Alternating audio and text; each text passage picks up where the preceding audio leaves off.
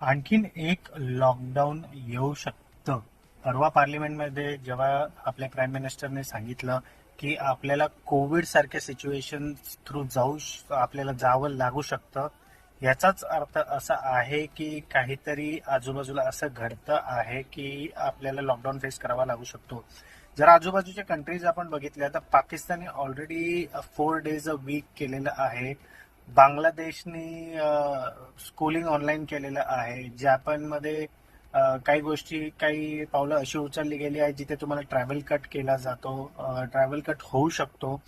तर बाकीचे सगळे देश जर अशी काही पावलं उचलत आहेत तर लवकरच मला वाटतं आपल्यालाही अशी काही पावलं उचललेली दिसतील. कदाचित असं काही होऊ शकतं की आपल्याला ट्रॅव्हल कट करावा लागेल.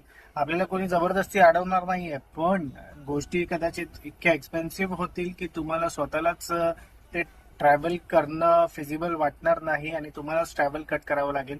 जर आता तुम्ही तुमच्या सोसायटीच्या बाहेर बघाल तर काही ठेलेवाले होते, वडापाववाला होता किंवा काय होते, त्याच्यातले कित्येक लोक बंद झालेत. रेस्टॉरंटने आपले वर्किंग अवर्स कमी केलेले आहेत. तर ह्या सगळ्या गोष्टी बघता असं वाटतंय की कदाचित लॉकडाऊन हिट होऊ शकतं आपल्याला. तर बघूया काय होतंय.